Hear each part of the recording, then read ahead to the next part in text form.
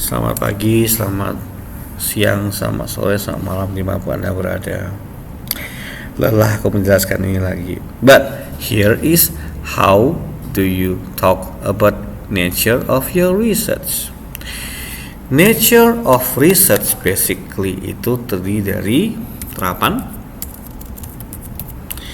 and then kualitatif, and then kuantitatif, and eksperimen. Yang paling gampang adalah terapan. Terapan itu making something. Nah, ketika metode membuat sebuah making something itu banyak sekali metode bisa kamu gunakan. Metode sejuta umat adalah yang kita kenal namanya Scrum. But yes, kamu bicara Scrum hanya bisa gunakan hanya untuk orang PSI saja, orang DKV nggak usah pakai. Wrong. DKV bisa menggunakan Scrum asalkan dia memenuhi syarat dari Scrum tersebut, yaitu dia punya backlog alias produk backlog, dan dia punya yang namanya sprint. Artinya dia tahu sprint 1 ngapain, sprint 2 ngapain, sprint 3 ngapain, sprint 4. Jadi misalnya kalau contoh bikin video, misalnya backlognya bikin video A, B, C, D, E, F, G. Sprint 1 bikin video A, sprint 2 video B, sprint 3 video C sama D. Evaluasi sprintnya kayak gimana, beres. Tapi kalau Anda tidak mau pakai Scrum misalnya, bisa gunakan metode-metode lain. Misalnya contoh SDLC, meskipun jarang, saya sangat tidak rekomendasi gunakan SDLC lagi. Contoh lain lagi, Spiral. Contoh lain lagi, misalnya JAD, RAD. Ini untuk orang PSI. Untuk orang DKV gimana? Ada namanya MDLC. Kalau kamu mau lebih spesifik, GDLC, Game Development. Atau MDLC itu Multimedia Development Life Cycle, GDLC itu Game Development Life Cycle. And then ada namanya 4D, ada yang namanya AD. But apakah hanya ini metode? No, there is plenty of other methods. Misalnya kamu gunakan namanya hack, Penevin dan hack dan Penevin dan hack. Ada juga yang namanya PDDIIC, ada juga yang menggunakan metode. There are plenty of other methods. Jadi kamu jangan hanya berpaku pada Seton cuma bilang metode itu doang, jadi hanya pakai metode itu doang. No, there is plenty of method. Masalahnya kamu mesti cari jurnal utamanya. Oke? Now, kualitatif dan kuantitatif itu bicara mengenai kamu mau mengukur apa. Jadi kamu mesti tahu apa yang diukur. Oke? Setelah kamu tahu apa yang diukur, kamu mesti tahu mengukur pakai apaan. Jadi kamu mesti tahu bedanya survei dan kuesioner. Survei itu bertugas mencari rata-rata dari nilai dan tidak ada asas lanjut. Kalau dia kuesioner itu seperti statistik, di mana kamu ada pengukuran variabel tertentu yang mana harus kamu uji dengan variabelnya, baik itu uji beda, uji regresi, uji komparatif, uji korelasi, dan plenty of other uji. Oke, sama kayak kualitatif. Nah, kualitatif juga sama. Kamu mau mengukur apaan? Saya mau mengukur dia tertarik apa enggak. Oke, so kamu mau mengukur pakai apa? Wawancara, berarti kualitatif. Sip. Pertanyaannya sudah ada atau belum? Kalau belum ada pertanyaannya, kamu cari di jurnal. Habis itu pertanyaan berikutnya adalah kamu mau nanya berapa orang, kamu mau interview berapa orang, kamu mau sebar data ke berapa orang, atau berapa demografi. Ini bisa banyak banget sinkronnya. Nah, yang terakhir itu eksperimen. Eksperimen itu bicara mengenai kamu apa yang mau kamu eksperimenkan. Eksperimen itu biasa related on two things.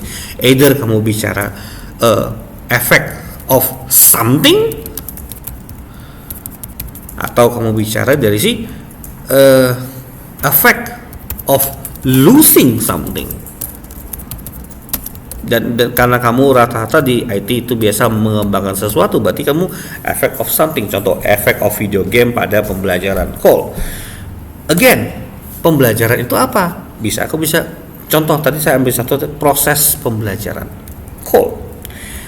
Proses itu apa yang diukur? Apakah kamu bicara enjoyment Apa kamu bicara acceptance? Atau kamu bicara satisfaction perhaps? Nah, ini kan bisa banyak banget, dan tergantung kamu mau bicara yang mana satu. Dan ini masing-masing punya metode pengukuran masing-masing. Enjoyment, bagaimana cara melihat kamu seorang enjoy apa kagak, dari senyum, dari perilaku positif, dari motivasi untuk berbicara dan lainnya. Acceptance, menggunakan niat, menggunakan satisfaction, dari kepuasan dari hasil belajar, itu bisa ambil dari kualitas. Jadi eksperimen sendiri itu adalah luas banget, jadi kamu harus benar-benar tahu treatmentnya apa yang dieksperimenkan, how do you perform the experiment, mengukurnya pakai apa. Dan itu yang membuat eksperimen could be very difficult. I do not recommend kalau kamu nggak tahu apa eksperimen. Nah, sekarang nature of skripsi supaya layak itu minimal punya double nature. Double nature itu yang paling gampang adalah kalau kamu mengandung terapan. Terapan itu hanya punya dua tipe. Kau buat baru mikir, atau kau mikir baru buat. Nah, kita mulai yang gampang dulu. Mikir baru buat, ini namanya adalah R&D, Research and Development. Apa yang dilakukan R&D adalah kamu mau mendevelop something, tetapi kamu mesti research dulu sebelumnya untuk supaya kamu mampu memberikan development yang paling baik. Ini biasanya adalah mikir mengenai fitur atau mechanics atau tampilan atau whatever lah yang diperlukan untuk development. Dan ini diperlukan apabila development of the things you want to make itu sesuatu yang baru. Contoh misalnya, saya mau bikin video game kan nggak baru Pak, tapi kan video game itu kan unik masing-masing. Jadi kamu mesti riset dulu, orang itu mau main game seperti apa, genrenya apa, temanya apa, fiturnya apa, gimana gameplaynya, gimana sih itu, supaya setelah kamu melakukan interview dan survei tersebut, baru kamu bisa membuat keputusan.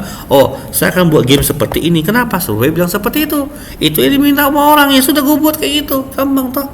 Tapi kalau sifatnya itu adalah sistem yang sudah dasar, misalnya sistem manajemen surat, itu kan bukan kamu yang pertama bikin software seperti itu toh.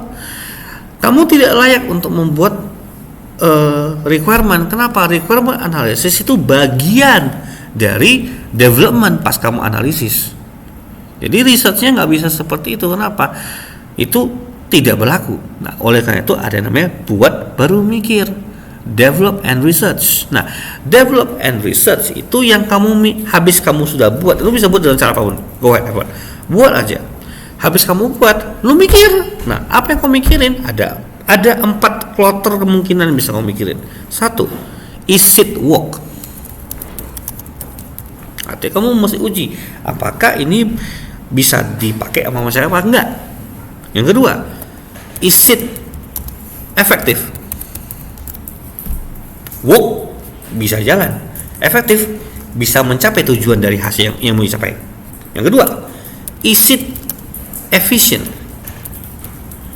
Apakah ini mampu memberikan hasil yang lebih baik atau lebih cepat atau lebih whatever dibanding kompetitor? Ini harus ada komparasinya. Yang keempat adalah is it acceptable? Apakah produk yang saya keluarin ini diterima sama orang? Apakah enggak? Orang puas apa enggak? Orang seneng enggak pakai apa? Atau enggak? Itu yang namanya buat baru mikir. Nah, bagaimana kalau kamu tidak mengandung terapan sama sekali? Oke, cool. Kamu ini bisa gunakan yang namanya double qua atau double quan atau qua plus quan. Nah, kita mulai dengan double quantitative dan double qualitative. Ini double itu gampang. Kamu menyebarkan ke multiple society. Society itu bisa dibentuk dari perbedaan demografi, perbedaan geofencing, perbedaan waktu, perbedaan pembagian demografi, itu namanya double qua atau bunduk. Jadi kamu lakukan interview to multiple subset of society, atau kamu sebar questionnaire to multiple subset of society. Nah, jelek dan ujungnya kamu akan melakukan uji komparasi antara society A dan society B. Apa hubungannya? Ini sebenarnya tadi ada sebar questionnaire ke Bandung dan Jakarta dan Batam. Kita komparasi, call. Ada juga yang bilang saya mau bandingin antara Singapura sama Batam, call. Make sense. Saya mau bandingin antara kecamatan Lubuk Baja sama kecamatan Bengkong sama kecamatan Belakang Padang, call. It's okay. Itu namanya double. Nah, kalau kamu nggak mau, kamu bisa juga gunakan kualitatif plus kuantitatif. This type ada 2 varian. 1 simultan, 2 unsimultan. Yang namanya simultan dan unsimultan.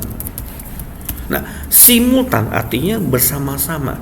Pada saat kamu menyebarkan data kuantitatif sebar questionnaire, kamu juga melakukan kualitatif interview dengan same question, sehingga kamu akan dapat 2 dataset dengan pendekatan berbeda. Kamu akan uji kedua bersama-sama, kamu akan komparasi beda apa enggak.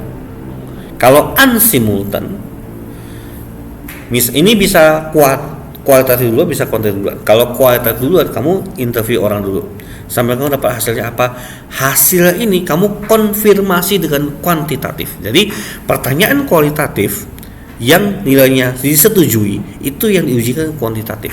Nah, sama halnya dengan kalau kuantitatif duluan baru kualitatif. Jadi kuantitatif kamu sebar dulu, kamu uji dulu, habis kamu uji rupanya yang setuju cuman A, B, semua variabel A, B dan C. A, B dan C ini yang ditanya pada kualitatif. Benar gak? Kamu konfirmasi ulang. Oke, jadi kalau tugasnya double qua dan double quant dan quant simultan, tugas mereka bertiga adalah melakukan comparison data. Kalau unsimultan itu mengkonfirmasi hasil temuan. Oke? Nah, bagaimana kalau kamu mengandung eksperimen? Well, kalau kamu eksperimen, kamu bisa larikan dengan eksperimen dengan terapan, eksperimen dengan kualitatif, eksperimen dengan kualitatif. There's a lot can be done. Tapi kamu masih tahu eksperimen kamu seperti apa. I hope this is the last time I explain this. This is the 8th time I speak about this time. Okay? Right. Akan saya upload sebentar lagi.